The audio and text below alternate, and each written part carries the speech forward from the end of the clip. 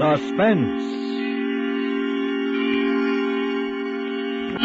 Tonight, bring you Miss June Havoc in Stand-In, a suspense play produced, edited, and directed by William Spear.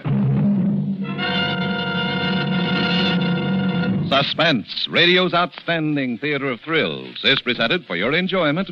And now, bring you Miss June Havoc in a remarkable tale of suspense. She's here. Diana, get W.C. Tell him, will you? And Jensen, take on those 40 Western Union boys that were supposed to come out and sing Here Comes the Bride. Very good, sir. And everybody take it easy now. Keep calm. What do you want to do? Give her a nervous breakdown? Right this way, boys. Hello, darlings. Hello, everybody. Madame is home again.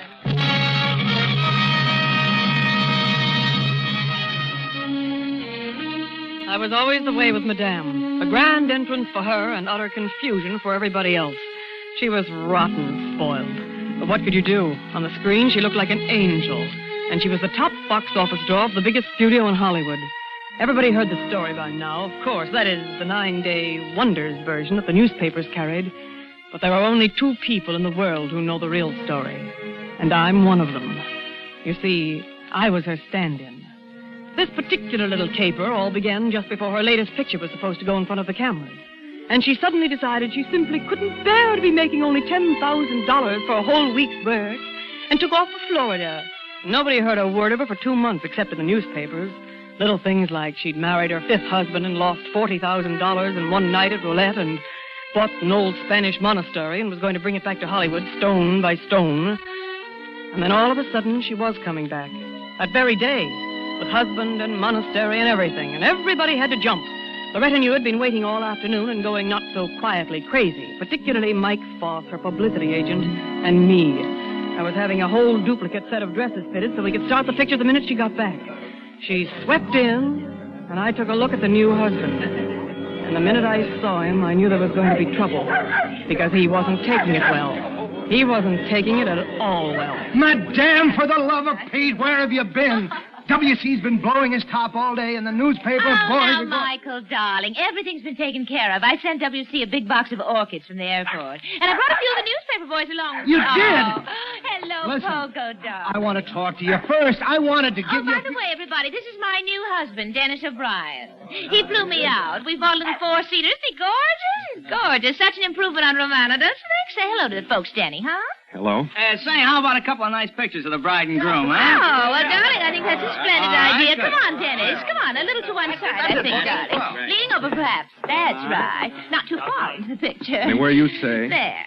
Now, isn't that about right, boys? That's fine. Now, one of you alone, madame. Oh, certainly. You can go now, Dennis. I'll join you a little later, darling. Just look around the house. Make yourself at home. Thanks. Hold it, madame.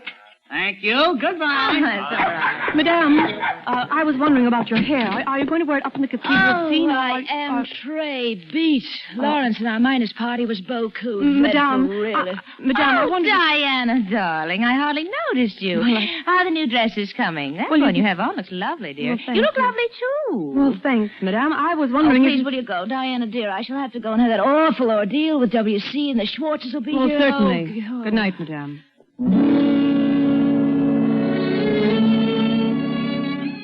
You see what I mean? I won't say I didn't hate her, because I did. But I was used to it by now. It was a living, and better than pounding a typewriter or getting mauled in a modeling agency. And I made my way back through the big, gloomy house to the study where I'd left my things. As I opened the door, I saw her husband, Dennis. He was standing with his back to me in the semi-darkness, looking out the big French windows that lead to the formal garden. He turned his head a little when I came in, and then back again, staring out the window. But even from where I stood, I could see that his big shoulders were bunched into knots. I could kill you when you're like that, Maggie. What do you think I am, one of your Great Danes that you're going to haul around on a leash and put through parlor tricks? But I'm not listening now, Maggie. I'm telling you. Now, cut it out, or so help me some night I'll murder you. Well, I'm sorry, Mr. O'Brien. I didn't mean it.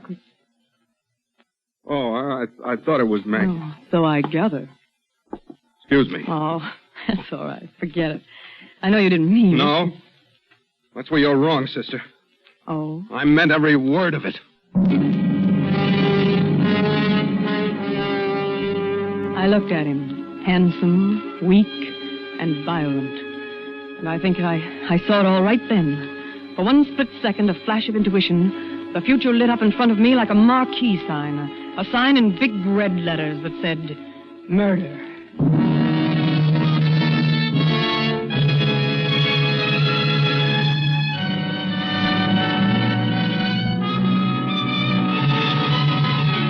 For Suspense are bringing you June Havoc in Stand-In.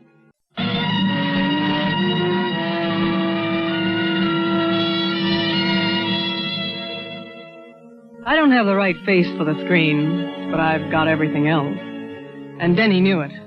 I didn't keep it a secret from him either. Not that I had to flaunt it at him. He was married to a slightly sagging movie queen, at least 10 years older than I was. And he was only human. Not that I said anything either. For a week I hardly spoke to him. First because it was smart. And then being Madame's stand-in because I was busy. There was all the flurry of getting the picture started, costumes and tests and so on, and finally the Academy Award dinner. Perhaps the less said about that, the better. It was Olivia de Havilland who got the award, of course, not Madame. And she found out about it just before the dinner and threw a wing-ding.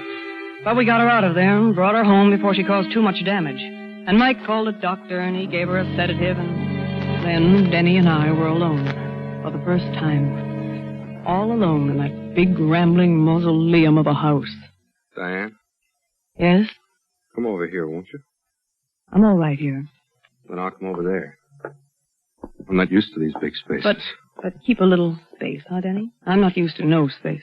I know. I've got no business even looking at you. But what? For a week now I've been watching you. Thinking about you.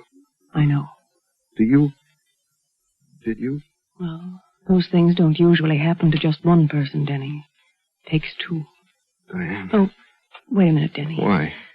There are a couple of things we'd better get straight. All right. Oh, Denny, you poor, big, beautiful character, you. Why did you have to marry her? Well, things look a little different sometimes from where you are than they do when you get there. And where were you? I was a lifeguard. Just as simple as that. And you thought this looked even easier? There wasn't anyone else, and I thought, well, Hollywood, glamour, luxury. I might even get a break myself. Funny things have happened. Now you know. Yeah. Now I know. But you still want those things that you married her for, don't you? Sure, I suppose so. But I want something else now. Me? Yeah. Sure. You got what you want, but I haven't. And I'm not settling for anything less.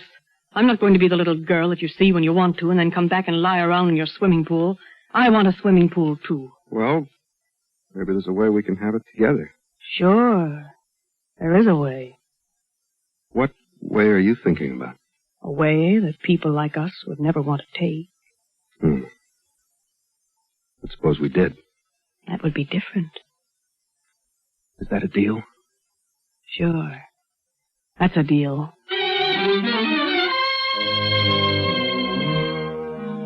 Casual.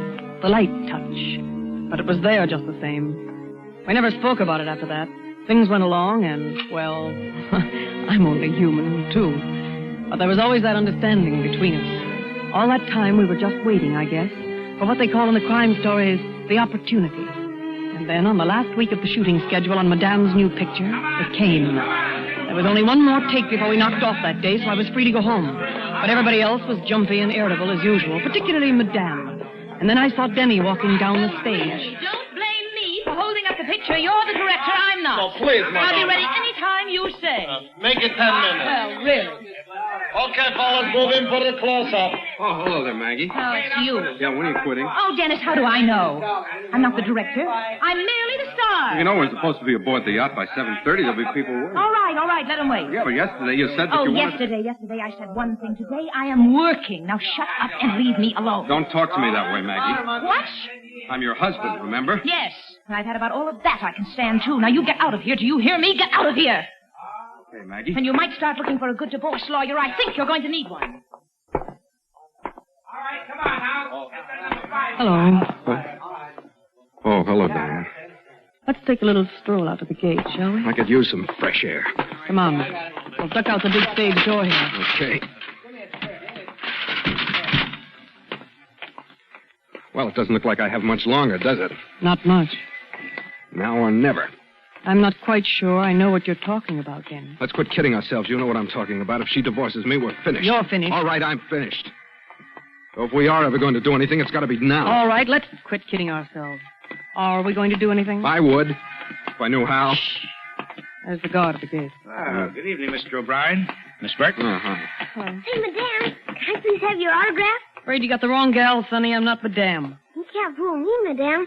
You're shooting that picture, Carmelita. Oh, go on, Peter, will you? I even seen you in the same dress lots of Oh, times. sure, they fixed me up to look like Madame, but I'm not. I'm only her stand-in. Stand-in? Come on, Diane. Wait a minute. Look, Sonny. They gotta have somebody standing in there so they can focus everything just right, and that's me. Then when they're ready to shoot the scene, Madame comes out all fresh and pretty and plays it. You see now? Oh, you sure look like her, though. Well, that's what they pay me for. Diane. What? That's it. That's the how, right there. The what? How. The kid just told us just now. Don't you get it? The how? How do you... Sure. Out of the mouths of babes. How to murder your wife. The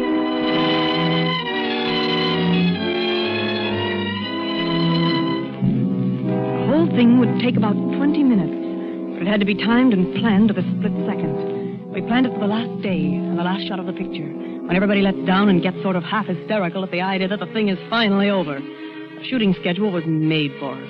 The last shot with Madame was on an enormous set of a cathedral interior, with the camera pulling back half the length of the stage. It was shot silent. There was no dialogue and no sound. We figured the shot for about 10:30 at night, and we were almost right on the nose. They finished the close-up, and the sound men had shoved their mics and things over to one side of the set, and the director and the cameraman were lining up for the long shot. We'll be ready in about 20 minutes, madame. Well, I'll be in my dressing room. Call me, if you please. Oh, what a relief. What a blessed relief. It's almost Oh, over. Madame. Yes, my dear. You won't need me anymore, will you? Oh, no. No, my dear. Run along. Run along and enjoy yourself, and thank heaven you're not a star. Thanks. Good night, Madame. Good night, dear. Well. Dennis. Hello, Maggie. I've been beastly to you lately, Dennis, really. Come along to my dressing room. We'll have a little talk. As I was leaving the stage, Denny was taking her back to her dressing room. It was 10:40, and I knew exactly how he'd look at her, and what he'd say, and what he'd do. Close the door, Denny. Yes, that's it. Do sit down. Make yourself comfortable. No, thanks. Oh, don't be silly. There's just one more take, and You're then not going to make it, though, Maggie. What do you mean? I mean, you're through, Maggie. Through. Dennis.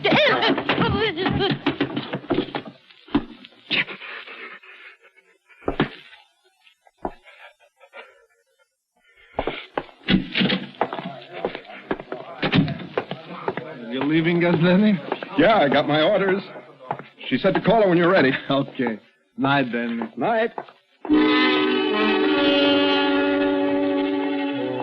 7 minutes. 7 minutes were gone. Now he'd be passing the guard at the stage door. Good night, Mr. O'Brien. Night. And now he'd be walking down the studio street and turning the corner at the other end of stage 1 and strolling over to the guard at the main gate. Hello, Mr. O'Brien. Going home now? I wish I knew. You married man? I know what you mean. Well, I got my orders, and all I can do is carry them out. Ours not to question why, huh? Yeah, that's right. You waiting for Madame? Yep. She told me to wait until exactly 11 o'clock, and if she wasn't out here, to go on home, so I got 10 or 15 minutes to kill. Cigarette? Oh, thanks. Don't mind if I do. He'd stay there now. He'd stay there until it was time. It was 10:49.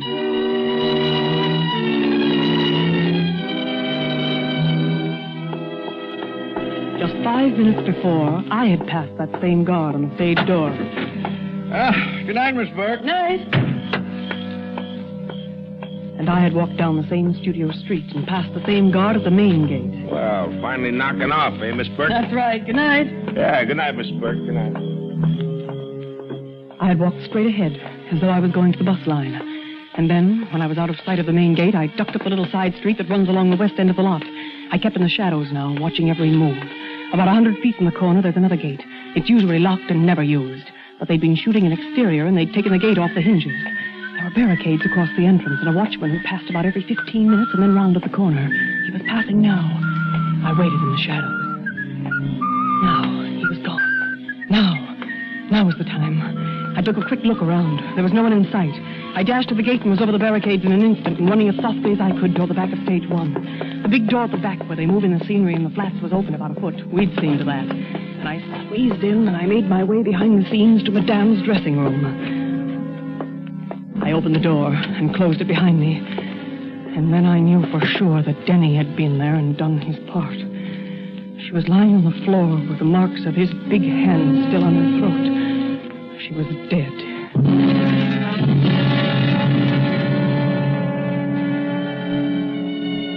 It was 10:57. I had on the costume with the veil over my face, and there was nothing to do but wait. Wait there, shut up in a little room with a dead woman. For them to call her, and for me to play her part. I tried not to look at her lying there, and finally... We're all ready, madame. I waited for the steps to die away. And then I opened the door. As Denny had said, it was now or never. I walked out and took my place on the set. You ready, madame? I nodded my head. Rolling. Rolling. Speed. Action.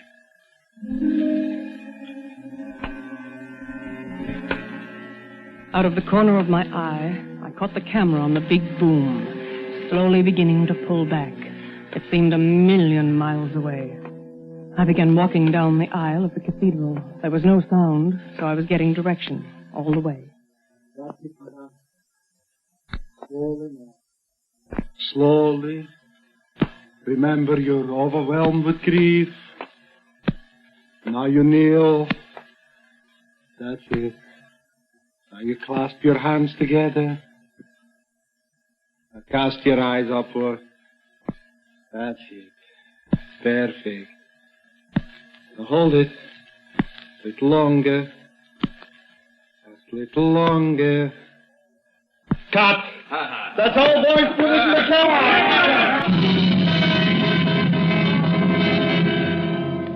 That was all. I had to keep myself from running as I started back to the dressing room, but when I got there, I sprinted.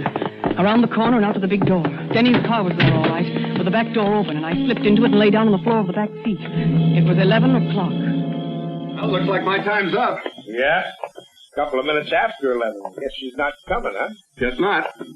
Well, orders is orders. Yeah, that's right, Mr. O'Brien. I could hear his steps coming over to the car, and then getting in, and then we were starting off. Good night, Mr. O'Brien. Good night.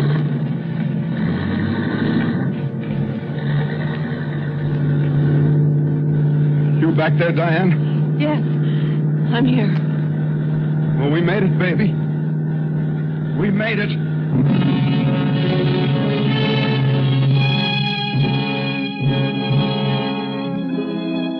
We knew they probably wouldn't find her till the next day. Even a director wouldn't dare disturb her if he got no answer at the dressing room door. And that's what happened. We got the news about mid-morning, and of course everybody on the lot was grief-stricken. And that afternoon, everybody who'd be on the Carmelita set or had anything to do with Madame was called into projection room A.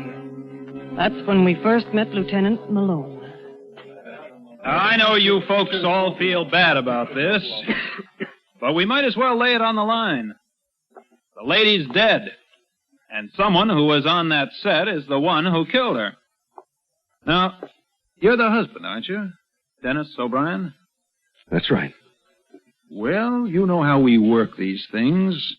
Motive and opportunity. And just offhand, Mr. O'Brien, you practically got a corner on the motive market.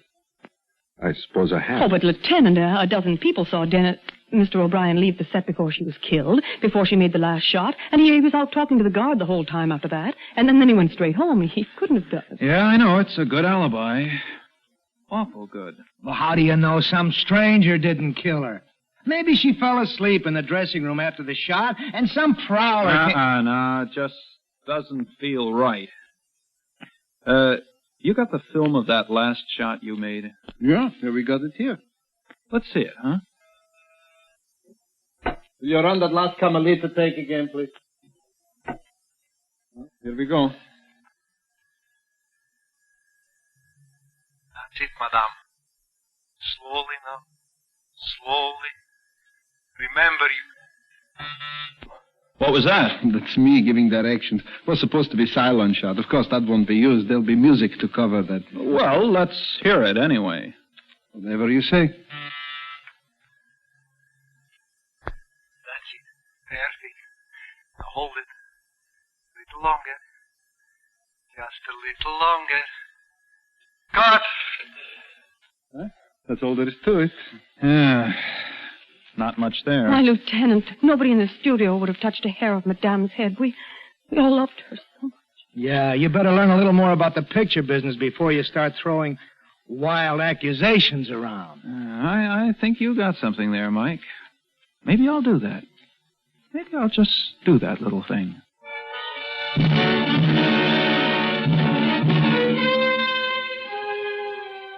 A month went by. Of course, Denny and I didn't dare see much of each other, but things were going along. I'd even had a couple of small parts. On the strength of all the publicity about Madame, somebody discovered that maybe I did have the right face for the screen. And then one day we got a call to go to projection room A, and there was Lieutenant Malone again.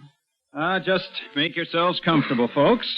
I got something to show you. I hope it's more than you had the last time. Yeah, Mike, yeah. I've been learning the picture business, like you said. I learned a lot, too.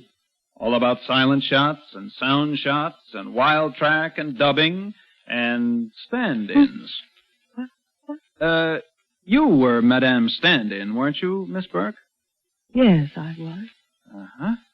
You look quite a lot like her, too. Well, a little, I suppose. Oh, you'd fool me all right if your back was turned. Well, I've been fooling around down in the cutting rooms. I never realized before how much stuff got thrown away. I made a little collection of it. I want to show it to you. Here we go.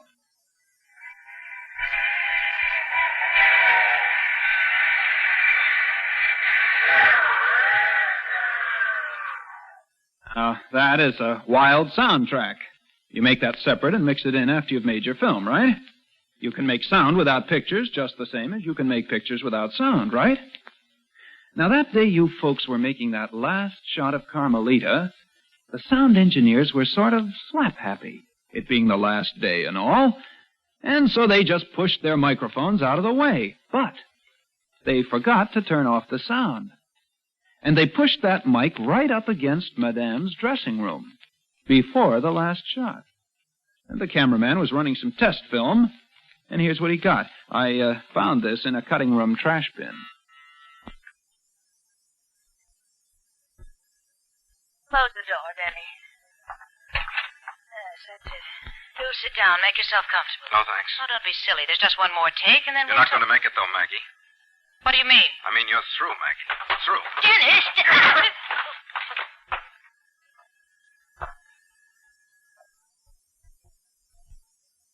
Well, I guess that's it. Huh, Mr. O'Brien? Miss Burke? Yes. Yes, I guess that's it.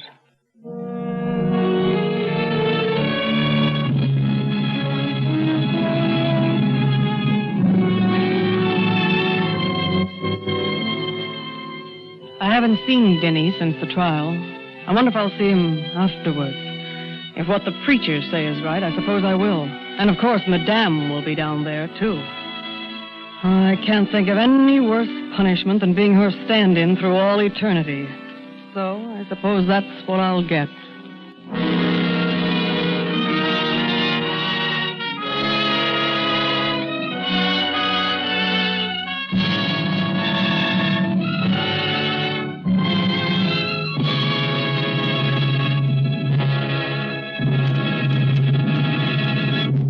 Suspense. In a moment, we'll hear again from June Havoc, star of tonight's Suspense play. This is June Havoc. Suspense is one of my favorite programs, and I got a real thrill appearing on it tonight. I'm going to be listening to next week's Suspense show. Thanks a lot and good night. Tonight's Suspense play was by Robert Richards and Pamela Wilcox. Next Thursday, same time, Suspense. Produced by William Spear.